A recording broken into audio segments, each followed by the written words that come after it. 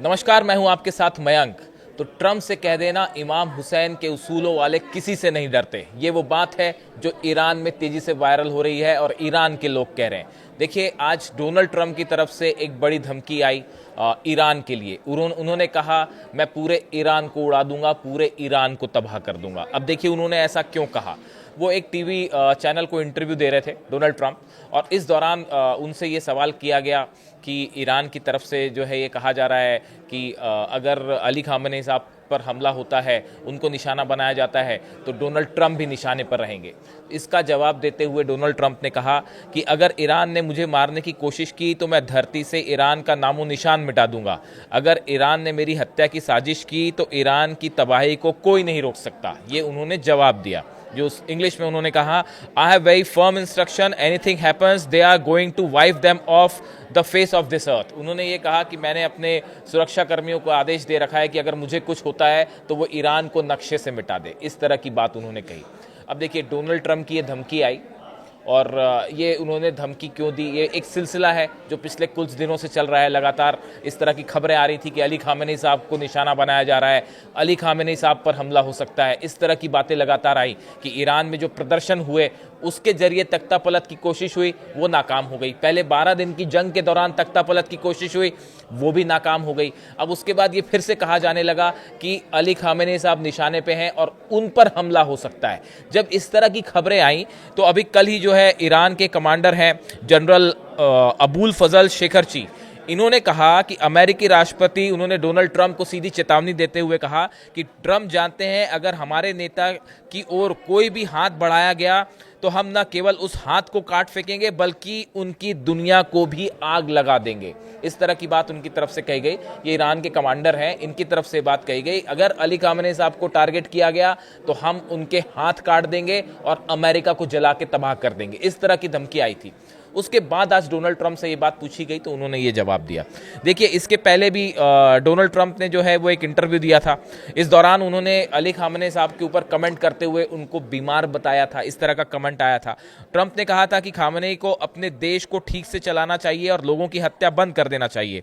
इससे पहले ट्रम्प ने खामेनी के करीब 40 साल के शासन को समाप्त करने की अपील भी की थी, और उन्होंने कहा था कि ईरान को अब नए लीडरशिप की तलाश करनी चाहिए। इस तरह का बयान डोनाल्ड ट्रम्प की तरफ से आया था। तो देखिए, लगातार डोनाल्ड ट्रम्प जो है वो अली खामेनी साहब को टारगेट करते हुए उनके बयान आ रहे हैं, और इससे बड़ा साफ था कि बार बार वहां सत्ता परिवर्तन की जो है वो कोशिश हो रही है। देखिए, अभी थोड़े वक्त पहले जब ये प्रदर्शन हुए और उसके बाद पहली बार अली खामेनी साहब जब बाहर आए, तब उन्होंने डोनाल्ड ट्रम्प को करारा जवाब दिया था, और उन्होंने ये बात कही थी कि ईरान में जो हत्याएं हुई, जिन लोगों की मौत हुई, उसके जिम्मेदार डोनाल्ड ट्रम्प हैं। डोनाल्ड ट्रम्प ने पहली बार, अमेरिका के किसी राष्ट्रपति ने सीधे तौर पर ईरान को अनस्टेबल करने की कोशिश की, वहां हिंसा को भड़काने की कोशिश की, और उसमें अमेरिकी राष्ट्रपति का सीधा हाथ है। और अमेरिकी के राष्ट्रपति के हाथ खून से रंगे हुए हैं ईरान के लोगों से, और उनकी वजह से ईरान में हत्याएं हुई। बड़ा सख्त संदेश दिया अली खामेनी साहब ने ट्रम्प को। उसके बाद से जो है लगातार ट्रम्प की तरफ से बयान आए अली खामेनी साहब को टारगेट करते हुए, ईरान की सत्ता परिवर्तन को लेते हुए। अब उसके बाद डोनाल्ड ट्रम्प की तरफ से ये कहा गया है कि मैं ईरान को, अमेरिका जो है ईरान को उड़ा देगा अगर किसी तरह का हमला होता है। देखिए, जब अमेरिका में चुनाव प्रचार हो रहे थे राष्ट्रपति पद के लिए, उस समय डोनाल्ड ट्रम्प पर हमला हुआ था और गोली उनके कान को छूते हुए निकल गई थी। हाल ही में जब अली खामेनी साहब को धमकियां दी गई तो ईरान की तरफ से ये बयान आया, इस तरह से एक पोस्टर जारी करके, तस्वीर जारी करके बयान आया था कि अब की बार निशाना चूकेगा नहीं। डोनाल्ड ट्रम्प को एक प्रकार की वार्निंग थी कि निशाना चूकेगा नहीं अब की बार, इस तरह से बात कही गई थी। अब उसके बाद डोनाल्ड ट्रम्प ने ये बयान दिया है। देखिए, एक दो चीज़ें हैं जो इस समय सोशल मीडिया में काफ़ी ज़्यादा वायरल है। एक तो अली खामेनी साहब की स्पीच जो है वो फिर से सोशल मीडिया में वायरल हो रही है। ये उन 12 दिनों की जंग के दौरान की स्पीच है जब नेतन्याहू और इजराइल के डिफेंस मिनिस्टर की तरफ से बार बार ये बात कही जा रही थी कि हमारे निशाने पर ईरान के सुप्रीम लीडर हैं और अगला टारगेट वो होंगे। उस समय जो है जंग के बीच में अली खामेनी साहब बाहर आए, उन्होंने नमाज पढ़ी थी मॉस्क में, और उसी दौरान उन्होंने एक बात कही थी जो सोशल मीडिया में तेजी से वायरल हुई, और बताया जाता है कि उस 12 दिन की जंग में जो ईरान ने जीत हासिल की उसमें ये स्पीच बड़ी अहम थी। देखिए, उस समय उन्होंने कहा था कि जब उनको ये धमकी देके कहा गया कि आपको टारगेट किया जाएगा, जंग के बीच में अली खामेनी साहब ने कहा था, मेरे जिस्म की कोई कीमत नहीं, मेरी जिंदगी की कोई अहमियत नहीं है, अहमियत है तो सिर्फ ईरान की। जब तक उन्होंने ईरान के लोगों को कहा, जब तक तुम इमाम हुसैन के उसूलों पर कायम हो, हम ये जंग जीत रहे हैं। उन्होंने कहा कि जब तक आप इमाम हुसैन के उसूलों पर कायम रहोगे तब तक आपको कोई नहीं हरा सकता, दुनिया की कोई ताकत नहीं हरा सकती। जब तक हम जुल्म के सामने नहीं झुकते, जब तक ताकत और लालच के आगे सर नहीं झुकाते, तब तक हमसे कोई नहीं जीत सकता। ये बात उन्होंने कही थी और ये स्पीच उस 12 दिनों की जंग के दौरान पूरी दुनिया में तेजी से वायरल हो गई थी। और आज एक बार फिर जब डोनाल्ड ट्रंप ने ये धमकी दी है कि हम ईरान को उड़ा देंगे, ईरान को नक्शे से मिटा देंगे, एक बार फिर वही स्पीच याद की जा रही है जिसमें अली खामेनी साहब ने कहा था कि इमाम हुसैन के उसूलों पे जो चलते हैं वो किसी के आगे नहीं डरते, किसी के आगे नहीं झुकते।